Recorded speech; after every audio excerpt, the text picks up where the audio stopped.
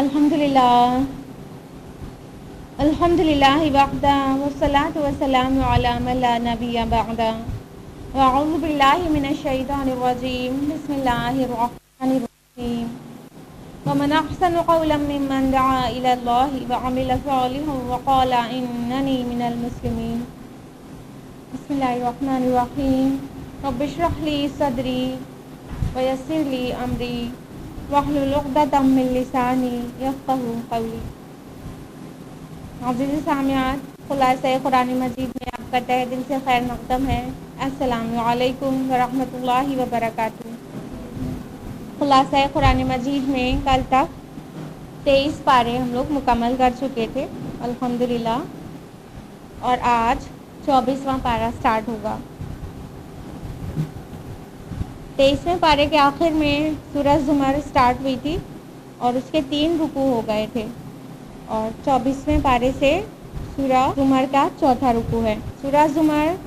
رکوع نمبر 4 آیات 32 سے 41 پر مشتمل ہے۔ آیت نمبر 33 میں ہے، اور جو سچائی لے کر آیا اور جس نے اس کو سچ مانا، ایسے ہی لوگ متقی ہیں۔ آیت نمبر 35 ہے، تاکہ اللہ دور کر دے ان کے برے سے برے عمل کو، اور جو بہترین اعمال وہ کرتے رہے ہیں انہیں ان کی جزا دے۔ یعنی اللہ تعالیٰ محسنین کو اس طرح سے جزا دیا کرتا ہے کہ ان کی جو کوتاہیاں، غلطیاں، لغزشیں ان سے سرزد ہو جاتی ہیں، ان کو نیکیوں کے عوض ان کو بدل دیتا ہے، معاف کر دیتا ہے، اور ان کے برے اعمال کو حسنات سے تبدیل کر دیتا ہے، اور نیک اعمال جو کرتے ہیں ان کی بہتر جزا دیتا ہے۔ آیت نمبر 36 سے 37 میں ہے، اور جس کو اللہ گمراہ کر دے اس کو ہدایت دینے والا کوئی نہیں، اور جس کو اللہ ہدایت دے اسے کوئی گمراہ نہیں کر سکتا۔ اللہ تعالیٰ کسی کو جان بوجھ کر گمراہ نہیں کرتا، بلکہ جو انسان گمراہی پر چلنا چاہتا ہے تو اللہ تعالیٰ اذن دے دیتا ہے۔ اس کا اذن دینا ہی اس انداز میں قرآن مجید میں بیان ہوتا ہے کہ مطلب اللہ نے اجازت دی، اللہ نے اذن دی، تو گویا اللہ نے گمراہ کر دیا۔ آیت نمبر 41 میں ہے، اور ہم نے لوگوں کے لیے یہ کتاب تم پر حق کے ساتھ اتار دی ہے، تو جو ہدایت حاصل کرے گا وہ اپنے لیے کرے گا، اور جو گمراہ ہوگا اس کی گمراہی کا وبال اسی پر ہوگا، اور آپ اس کے ذمہ دار مقرر نہیں کیے گئے ہیں۔ یہ کتاب کا نازل کیا جانا اس بات کی دلیل ہے کہ اللہ ہرگز نہیں چاہتا کہ بندے اس کے گمراہ ہو جائیں، وہ تو ہدایت دینے کے لیے کتابوں کو نازل کرتا ہے۔ رکوع نمبر 5 آیت نمبر 42 سے 52 پر مشتمل ہے۔ آیت نمبر نشانیاں ہیں کہ سونے اور جاگنے میں اللہ تعالیٰ کی کمال قدرت کی نشانی اور آخرت کی دلیل بھی ہے۔ غور سے سنیے گا، آیت نمبر 42، اللہ ہی جانوں کو یعنی روحوں کو قبض کر لیتا ہے ان کی موت کے وقت، اور ان کو بھی جن کو موت نہیں آئی نیند کی حالت میں، پھر جن کی موت کا فیصلہ کر چکا ہوتا ہے ان کو وہ روک لیتا ہے، اور دوسری جانوں کو ایک مقررہ وقت تک کے لیے واپس بھیج دیتا ہے۔ اس میں نشانیاں ہیں ان لوگوں کے لیے جو غور و فکر کرتے ہیں۔ اللہ تعالیٰ نے نیند میں نشانی بتائی ہے کہ انسان کا شعور جب نہیں ہے تو گویا انسان ہی نہیں ہے، لیکن نفس انسانی کی موجودگی میں بھی اس کا شعور غائب ہو جاتا ہے نیند کی حالت میں۔ کہاں جاتا ہے، کس طرح جاتا ہے، کس طرح واپس آ جاتا ہے، یہ بات انسان کے علم میں ہے ہی نہیں، وہ سمجھ نہیں پایا ہے کہ شعور اس کا کہاں اور کس طرح چلا جاتا ہے۔ اللہ تعالیٰ قرآن کے ذریعے واضح کر رہا ہے کہ اللہ اسے قبض کر لیتا ہے، اور یہ نیند جو ہے یہ ایک طرح سے موت صغریٰ ہے، چھوٹی موت ہے، اور جب کتنے ہی لوگ نیند میں پڑے رہتے ہیں اور اس کے بعد ہمیشہ کے لیے سوئے رہ جاتے ہیں، کبھی بھی نہیں اٹھ پاتے ہیں، تو اللہ تعالیٰ فرما رہے ہیں کہ جن کا فیصلہ کر لیتا ہے تو پھر وہ ہمیشہ کے لیے سو جاتے ہیں، لیکن جن کا وقت ابھی باقی رہتا ہے ان کو ریٹرن کر دیتا ہے ان کی روحوں کو۔ تو اس طرح وہ جو ہمارا شعور غائب ہوتا ہے وہ اللہ کے پاس جاتا ہے، اللہ قبض کر لیتا ہے۔ اس میں کتنی بڑی نشانی ہے، لیکن اس سے فائدہ صرف وہی اٹھا سکتے جو غور و فکر کریں۔ دیکھا جائے تو کتنی بڑی بات ہے کہ انسان پوری زندہ ہوتے ہوئے بھی پورے بغیر شعور کے پڑا ہوتا ہے، اسے نہ کچھ سنائی دے رہا ہوتا ہے، کچھ نہ دکھائی دے رہا ہوتا ہے، نہ کچھ سمجھ میں آ رہا ہوتا ہے، کتنی بڑی بات ہے۔ تو یہ قیامت کی اور آخرت کی دلیل بھی ہے نا، کہ جس طرح انسان سو کے اٹھ جاتا ہے اسی طرح مرے گا تو پھر زندہ ہو جائے گا۔ آیت میں 43 اور 44 میں ہے، کل کی کل شفاعت کا اختیار اللہ تعالیٰ کے ہاتھ میں ہے، آیت نمبر 45 میں ہے، جب صرف اللہ کا ذکر کیا جاتا ہے تو آخرت پر ایمان نہ رکھنے والوں کے دل اڑنے لگتے ہیں، اور جب ان کے سوا اور دوسروں کا بھی ذکر کیا جاتا ہے تو وہ خوش ہو جاتے ہیں۔ یہ کفار کی علامت بتائی گئی ہے کہ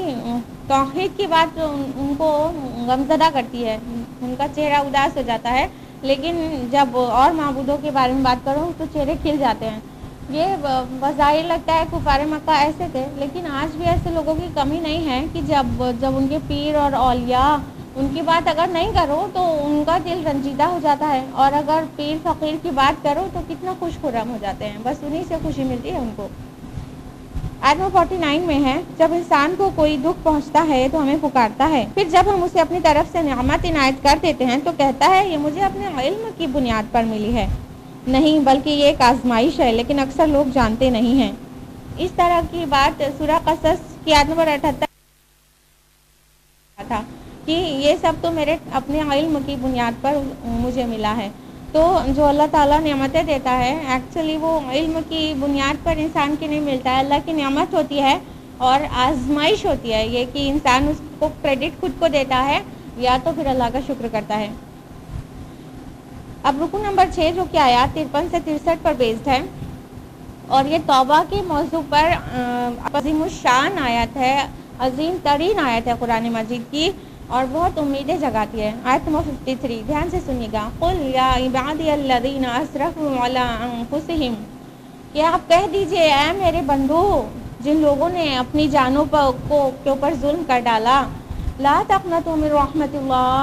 اللہ کی رحمت سے کبھی مایوس مت ہونا، ان اللہ یغفر الذنوب جمیعا، بے شک اللہ کل کے کل گناہ کو معاف کر دیتا ہے، انہ هو الغفور الرحیم، بے شک وہ رحم کرنے والا اور مغفرت کرنے والا ہے۔ یعنی انسان سے کتنا بڑا بھی گناہ ہو جائے اور کتنے زیادہ عرصے تک بھی ہوا رہے، لیکن کبھی بھی مایوس ہونے کی ضرورت نہیں ہے، اللہ کی رحمت سے مایوس کافر ہوتے ہیں۔ اللہ تعالیٰ کہہ رہے ہیں میرے بندو تم نے اپنے جان پر بہت ظلم کیا، بہت ستم کیا، لیکن پھر بھی اللہ کی رحمت سے مایوس مت ہو، کتنے بھی پورے زمین بھر کے بھی گناہ ہوں گے، سچی توبہ ہوگی تو اللہ معاف کر دے گا۔ کتنی خوشخبری ہے یہ۔ آیت نمبر 55 میں ہے، اور پیروی کرو اس کے بہترین پہلو کی جو نازل کیا گیا ہے تمہاری طرف تمہارے رب کی طرف سے۔ یہ اللہ تعالیٰ قرآن مجید کے اتباع میں اعلیٰ سے اعلیٰ درجے کو پانے کی ترغیب دلا رہا ہے۔ جو درجات ہیں اللہ کے نظر میں وہ نیچے سے لے کے اوپر تک بہت سارے درجات ہیں۔ اوپر سے انبیاء ہیں، پھر صدیقین ہیں، پھر شہداء ہیں، پھر صالحین ہیں، یہ اوپر سے نیچے کی کیٹیگری ہے۔ تو نبوت تک تو نہیں پہنچ سکتا کوئی، لیکن صدیقیت تک تو پہنچ سکتا ہے، نیچے سے صالحین، شہداء اور وہ صدیقین کی جماعت میں شامل ہو سکتا ہے۔ تو اللہ تعالیٰ کہہ رہے ہیں کہ بہتر سے بہتر کی پیروی کرو، یعنی جو سب سے بیسٹ آپشن کو اپنا ٹارگیٹ بناؤ اور اعلیٰ سے اعلیٰ درجے پر فائز ہونے کی کوشش کرو۔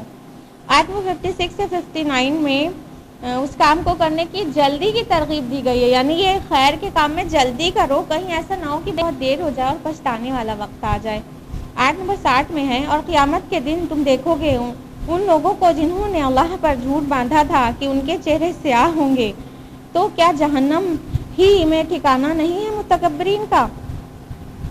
یعنی جو نافرمان لوگ ہیں وہ بالکل بلیک ہو کے وہاں پر کھڑے ہوں گے۔ آیت نمبر 61 میں متقین کی کامیابی کا ذکر ہے، اور آیت نمبر 62-63 میں اللہ تعالیٰ کی ذات قادر مطلق ہے، اس بات کا تذکرہ ہے۔ رکو نمبر 7 جو کہ آیات 64 سے 70 پر بیسڈ ہے، اور آخر میں 2 رکو اس لحاظ سے بہت بہت اہم ہے کہ توحید فی العبادہ کا مضمون بہت ہی پرجلال انداز میں یہاں پہ بیان ہوا ہے۔ آیت نمبر 64 میں ہے، اے نبی آپ کہہ دیجئے کہ اے جاہلو، کیا تم مجھے یہ مشورہ دے رہے ہو کہ اللہ کے سوا کسی اور کی بندگی کروں؟ اے جاہلو، اس طرح کا خطاب قرآن مجید میں اور کہیں پر بھی نہیں ہے، یہ واحد مقام ہے قرآن مجید کا جو یہ اسلوب پایا جا رہا ہے۔ اصل میں یہ اس دباؤ کا جواب تھا رسول اللہ صلی اللہ علیہ وسلم کی طرف سے کہلوایا جا رہا ہے کہ جو مشرکین کا وہ آفر تھا کہ کچھ لو کچھ دو، کچھ ہماری مانو کچھ اپنی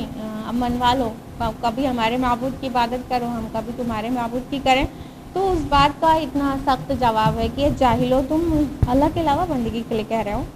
آیت نمبر 65 میں ہے، اگر آپ بھی بالفرض شرک کریں گے تو آپ کے سارے اعمال ضائع ہو جائیں گے اور آپ بھی نہایت خسارہ پانے والوں میں ہو جائیں گے۔ شرک اتنا زیادہ تباہ کن ہے کہ اللہ تعالیٰ اس کی اس پہلو کو اجاگر کرنے کے لیے اپنے نبی اور موحد اعظم رسول اللہ صلی اللہ علیہ وسلم کے بارے میں یہ بات کہہ رہے ہیں کہ اگر آپ بھی شرک کریں تو آپ کے بھی سارے اعمال غارت ہو جائیں گے۔ ایسا بالکل نہیں ہوا، لیکن اس سے شرک کی خباثت کا پتہ چلتا ہے۔ آیت نمبر 67 میں ہے، ما قدر اللہ حق قدری کی، اور انہوں نے اللہ کی قدر نہ کی جیسا قدر کرنے کا حق تھا۔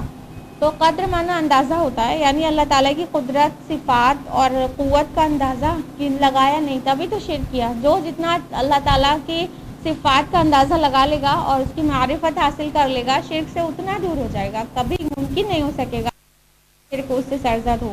تو شرک کا کیا جانا اس بات کی دلیل ہے کہ اس انسان نے اللہ تعالیٰ کی معرفت حاصل نہیں کی ہے، اس کی قدرت کا اندازہ نہیں لگایا ہے، اس کی جلالت نہیں سمجھی ہے اور اس کی عظمت کو نہیں پہچانا ہے۔ آیت نمبر 67 میں ہی ہے، اور زمین پوری کی پوری اس کی مٹھی میں ہوگی قیامت کے دن، اور آسمان اس کے داہنے ہاتھ میں لپٹے ہوئے ہوں گے، اور پاک ہے اور بہت بلند و بالا ہے اس شرک سے جو یہ لوگ کر رہے ہیں۔ آیت نمبر 68 سے 70 میں قیامت قائم ہونے کا بہت دہشت ناک منظر بیان کیا گیا ہے۔ اس کے بعد ہے رکوع نمبر 8 جو آخری رکوع ہے، آیت نمبر 71 سے 75 پر بیسڈ۔ آیت نمبر 71 ہے، وسیق الذین کفروا الی جہنم زمرا، اور ہانک کر لے جائے جائیں گے کافر جہنم کی طرف گروہ در گروہ۔ یہاں پہ زمر لفظ جو آیا ہے گروپ میں، گروہ در گروہ، اسی وجہ سے سورہ کا نام اسی کی مناسبت سے سورہ زمر ہے۔ قیامت کا منظر جو ہوگا وہ کچھ اس طرح ہوگا، ہر امت کے مجرم لوگ اپنے اپنے لیڈروں کی قیادت میں جہنم کی طرف لے جائے جائیں گے۔ آیت نمبر 73 میں ہے، وسیق الذین اتقوا ربہم الی الجنۃ زمرا، اور جو اپنے رب کا تقوی اختیار کیے رہے ان لوگوں کو جنت کی طرف لے جایا جائے گا گروہ در گروہ۔ اسی طرح جنت میں بھی گروہ در گروہ اپنے اعمال کی گریڈنگ کے اکارڈنگ جائیں گے۔ آیت نمبر 75 میں ہے، اور تم دیکھو گے فرشتوں کو کہ وہ عرش الہی کو گھیرے ہوئے ہوں گے، اپنے رب کی تسبیح بیان کر رہے ہوں گے اس کی حمد کے ساتھ، اور ان کے درمیان حق کے ساتھ فیصلہ کر دیا جائے گا، اور پکارا جائے گا کہ کل کی کل حمد اللہ کے لیے ہے جو تمام جہانوں کا رب ہے۔ یہ تھی زمر کی آخری آیت، اس کے ساتھ ہی سورہ زمر مکمل ہوتی ہے، اور اب اگلی سورہ کی طرف بڑھتے ہیں اور وہ ہے مومن، سورہ نمبر 40۔ اس میں 985 آیات ہیں، اور نمبر 28 میں فقرہ ہے، وقال رجل مومن من آل فرعون، اس کی مناسبت سے اس کا نام، اور لفظ غافر بھی آیا ہے، مطلب معاف کرنے والا، اور اس سورہ کو غافر بھی کہتے ہیں۔ سورہ غافر اور سورہ مومن دونوں نام ہے اس کا۔ زمانہ نزول کے اعتبار سے یہ زمر کے بعد نازل ہوئی ہے، یعنی مکی زندگی کے درمیانی دور میں، اور اس کا جو مرکزی مضمون ہے وہ توحید فی الدعاء ہے، اور سورہ زمر اور سورہ مومن یہ دونوں جوڑے کی حیثیت سے ہیں۔ سورہ زمر کی پہلی اور سورہ مومن کی دوسری آیت بالکل ایک جیسی ہے، صرف الحکیم اور العلیم کا فرق ہے۔ سورہ مومن سے لے کر سورہ احقاف یہاں سے 7 صورتیں مسلسل حروف مقطعات حامیم سے شروع ہوتی ہیں، اس نسبت سے ان صورتوں کو حوامیم بھی کہتے ہیں۔ اور سورہ زمر سے مکی صورتوں کا جو سلسلہ شروع ہوتا ہے اس کا مرکزی مضمون توحید ہے، اس سورہ میں بتایا بھی تھا، اور سورہ زمر سے سورہ احقاف تک 39 سے 46 سورہ تک ساری صورتوں کا جو مرکزی مضمون ہے وہ توحید ہے۔ اور سورہ زمر سے لے کے سورہ شورا یعنی سورہ نمبر 42 تک 4 صورتوں میں توحید عملی کا بیان ہے۔ توحید کیا ہے؟ ایکچولی کوئی ایک عقیدہ نہیں ہے صرف، بلکہ یہ زندگی بھر کا ریاض ہے، زندگی بھر کی ایک پریکٹس کا نام ہے توحید، اور اس پر کاربند رہنے کے لیے محنت شاقہ اور مسلسل جد و جہد کی ضرورت پڑتی ہے۔ یہ جو سورہ زمر سے سورہ شورا تک ہے وہاں پہ توحید عملی کا بیان ہے، اور ان 4 صورتوں میں توحید عملی ایک خاص ترتیب کے ساتھ آپ پائیں گی جو تدریجاً آیا ہے، جس کو فرد سے تدریجاً اجتماعیت کی طرف بڑھایا گیا ہے۔ سورہ زمر میں توحید عملی کا ظاہری پہلو یعنی عبادت پر زور دیا گیا ہے، اور سورہ مومن میں داخلی پہلو یعنی دعا کی تاکید آئی ہے، اور یہ دونوں انفرادی حیثیت رکھتے ہیں انسان کے عمل میں۔ اور سورہ حامیم سجدہ جو اس کے بعد آئے گی مومن کے، یہ دعوت توحید کی ترغیب آئی ہے اس سورہ میں۔ اور سورہ شورا جو اس کے بھی بعد آئے گی، وہ نظام توحید یعنی اقامت دین کا حوالہ آئے گا اس سورہ میں۔ یعنی سورہ حامیم سجدہ اور سورہ شورا یہ دونوں اجتماعی پہلو سے ہیں، یعنی ہمارے اجتماعی عمل کی چیزیں اس میں بیان ہوئی ہیں۔ اب اس تمہید کے ساتھ شروع کرتے ہیں سورہ مومن۔ رکو نمبر 1 آیات 1 سے 9 پر مشتمل ہے۔ آیت نمبر 1 سے 3 میں ہے حامیم تنزیل الکتاب من اللہ العزیز العلیم۔ حامیم کتاب کا نازل کیا جانا اللہ کی طرف سے ہے جو غالب ہے اور علم والا ہے۔ غافر الذنب وقابل التوب شدید العقاب ذی الطول لا الہ الا ھو الیہ المصیر۔ وہ اللہ جو بخشنے والا ہے گناہ کا، قبول کرنے والا ہے توبہ کا، سزا دینے میں بھی بہت سخت ہے، وہ بہت طاقتور اور قدرت والا ہے، اس کے علاوہ کوئی معبود نہیں اور اسی کی طرف لوٹ کر جانا ہے۔ آپ اس سورہ میں غور کریں گے کہ توبہ اور استغفار کا ذکر بار بار آیا ہے، کیونکہ اس کا جو مرکزی مضمون ہے وہ توحید کی دعا ہے، تو اس لیے آپ دیکھیے گا کہ توبہ اور استغفار بہت بار آیا ہے۔ آیت نمبر 4 میں ہے اے نبی زمین میں ان کی یعنی کفار کی چلت پھرت آپ کو دھوکے میں نہ ڈال دے۔ اللہ کے رسول کو خطاب کر کے ان کی وساطت سے مسلمان کو سمجھانا مقصود ہے کہ تم کسی کے غیر مسلمانوں کے مادی وسائل، ان کی طاقت اور ان کی ترقی کو دیکھ کر مرعوب نہ ہو جانا، اور نہ ہی کسی سپر پاور کو دیکھ کر اور اس کی سپر پاور کو دیکھ کر اللہ تعالیٰ کی قدرت اور طاقت کو تم بھول جانا، یعنی یہ دھوکے میں نہ ڈال دے تم کو کفار کی چلت پھرت، ان کی ترقی۔ آیت نمبر 7 to 9 میں اللہ کے عرش کو اٹھانے والے فرشتے اہل ایمان کے لیے استغفار کرتے ہیں اور جنت میں داخلے کی اور برائیوں سے بچنے کی دعا کرتے ہیں۔ اللہم ربنا اجعلنا منہم، یہ فرشتے دعا کرتے ہیں مومنین کے حق میں۔ رکو نمبر 2 آیات 10 سے 20 پر مشتمل ہے، اور پچھلی آیت کے برعکس ان آیات میں کفار اور مشرکین کے حالات کا منظر دکھایا جا رہا ہے۔ ابھی مومنین کے لیے اتنی خیر والی بات تھی کہ فرشتے ان کے حق میں دعائیں مغفرت کرتے ہیں، اب ان آیات میں بتایا جا رہا ہے کہ مشرکین کو کس طرح کا عذاب ہوگا۔ آیت نمبر 10 میں جن لوگوں نے کفر کیا تھا انہیں پکارا جائے گا کہ آج تم جس قدر اپنی جان سے بیزار ہو گئے ہو، اللہ کی بیزاری تم سے اس سے کہیں بڑھ کر تھی جب تمہیں ایمان کی دعوت دی جاتی تھی اور تم کفر کرتے تھے۔ آیت نمبر 11 میں ہے وہ فریاد کریں گے اے رب ہمارے، تو نے ہمیں 2 دفعہ مارا اور 2 دفعہ زندہ کیا، تو اب ہم نے اپنے گناہوں کا اعتراف کیا، تو کیا اب یہاں سے نکلنے کی کوئی راہ ہے؟ یہ کفار کا سٹیٹمنٹ ہوگا، اور اس میں جو ایک غور کرنے والا پوائنٹ ہے وہ یہ کہ وہ کہہ رہے ہیں کہ 2 بار آپ نے ہم کو مارا اور 2 بار زندہ کیا، تو 2 زندگی 2 موت، تو 2 زندگی کے بارے میں تو سبھی جانتے ہیں، 2 موت ایکسپلین کرنا مشکل ہو جاتا ہے لوگوں کے لیے، لیکن اصل میں اللہ تعالیٰ نے آدم علیہ السلام کو پیدا فرما کر تمام انسانوں کی ارواح کو پیدا فرما دیا تھا اور عالم ارواح میں رکھا تھا، پھر ان کو ایک موت دے دیا، ایک نیند سلا دیا، تو وہ پہلی موت تھی، اور پھر زندگی جب دنیا میں آئے تو دنیا کی جو زندگی ملی وہ زندگی ہوئی، اور پھر جب یہاں پہ موت آئی تو یہ دوسری موت ہو گئی، اور پھر آخرت میں جو ان کو اٹھایا جائے گا وہ دوسری زندگی ہو گئی۔ اس طرح 2 موت 2 زندگیوں کا ذکر آتا ہے قرآن مجید میں۔ آیت نمبر 15 میں ہے وہ القا کرتا ہے روح کو اپنے امر میں سے جس پر چاہتا ہے اپنے بندوں میں سے، تاکہ وہ خبردار کر دے لوگوں کو ملاقات کے دن سے۔ یہاں پر روح بامعنی وحی کے ہے، اور فرشتہ، وحی اور انسانی روح یہ تینوں ہی کا تعلق عالم امر سے ہے، اس لیے ان تینوں ہی کے لیے روح لفظ کا استعمال ہوتا ہے، فرشتے کے لیے، وحی کے لیے اور انسانی روح کے لیے۔ آیت نمبر 16 سے 20 میں قیامت کی منظر کشی ہے۔ اس کے بعد رکو نمبر 3 جو کہ آیات 21 سے 27 پر مشتمل ہے۔ آیت نمبر 21-22 میں رسولوں کی تکذیب کرنے والوں پر عذاب کی خبر ہے، اور اس کے بعد آل فرعون میں سے اب جو آیت نمبر 23 آنورڈز آئے گا، وہ آل فرعون میں سے اس مومن کا واقعہ ہے جو اس سورہ کا خاص مضمون ہے، جس کی نسبت سے سورہ کا نام سورہ مومن ہے۔ اور یہ ایک ایسے مومن شخص تھے جو فرعون کے دربار میں بہت بڑے مرتبے پر فائز تھے۔ موسیٰ علیہ السلام کی دعوت ان کو بھی پہنچی ہوگی، وہ ایمان لے آئے تھے لیکن اپنے ایمان کو چھپا کر رکھا تھا۔ لیکن ایک مرتبہ جب فرعون کی میٹنگ میں